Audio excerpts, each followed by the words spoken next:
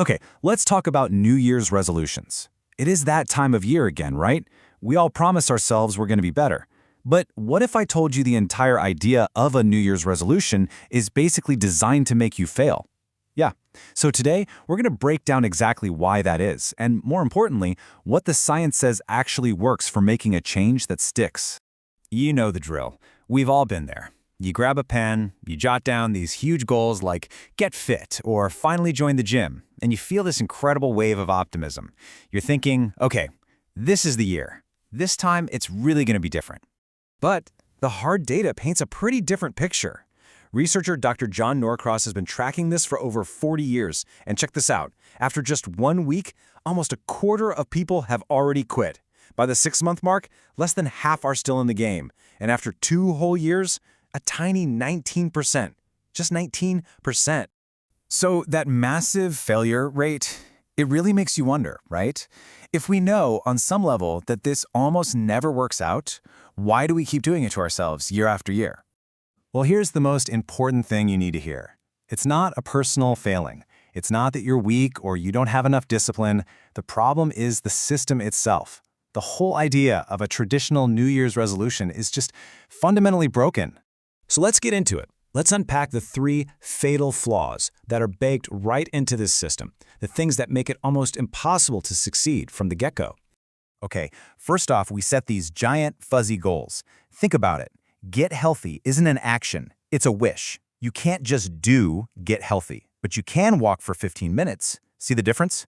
Research is super clear on this. Vague goals get you vague results, every time.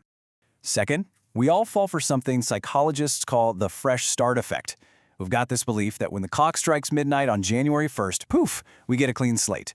But our brains don't work like that. Our habits, our stress, our environment, it all just carries over. The calendar page flips, but we're still the same person. And third, let's be real for a second.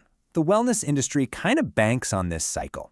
When that January motivation fizzles out, they are right there, ready to sell you a February restart or a spring into shape challenge. For a lot of them, your failure isn't a problem. It's part of the business model. Okay, so the old way is clearly a mess. But there's a really powerful idea from recovery science that can totally change how you think about setbacks. It's all about building a more resilient mindset. This right here is so important. You have to know the difference between a lapse and a relapse. A lapse is just a slip. You missed one workout, you ate one piece of cake, no big deal. A relapse is when that one tiny slip makes you say, forget it, I've blown it, and you give up completely. And I absolutely love this analogy because it makes it so clear. Of course you wouldn't throw out the whole bowl, you would just toss the one bad strawberry and enjoy the rest. It's the exact same thing with your goals. One little lapse doesn't ruin everything. You just acknowledge it and get right back on track. All right.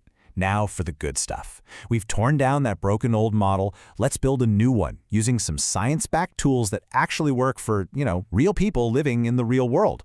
So first, ditch the resolution and set a SMART goal instead. This little framework is a game changer because it forces you to turn that fuzzy wish into a concrete plan. It's specific, measurable, attainable, relevant, and time-bound. See? It's not a promise anymore. It's an actual strategy.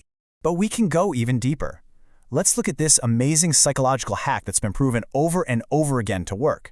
It basically puts your new good habit on autopilot. It's called an implementation intention, which sounds fancy, but it's just an if-then plan. Instead of saying, I'll drink more water, you get specific. If this specific thing happens, then I will do this specific action. You're linking your new habit to an old one. By deciding ahead of time, you take willpower completely out of the equation. And honestly, here's the best part of all this. You don't have to wait until next January 1st to use any of these tools. Not at all. Psychologists call these things temporal landmarks. They're just natural breaks in the calendar. The start of a new week, the first of the month, your birthday, even coming back from a vacation. Every single one of these gives you that same fresh start feeling. They are mini New Year's days scattered all throughout the year, ready whenever you are. And that just reframes this whole thing, doesn't it? It's not about one single high-pressure, all-or-nothing moment. It's about having the right tools for change that you can pick up and use anytime you feel ready. It's a continuous opportunity for growth. So the only real question left is, when's yours?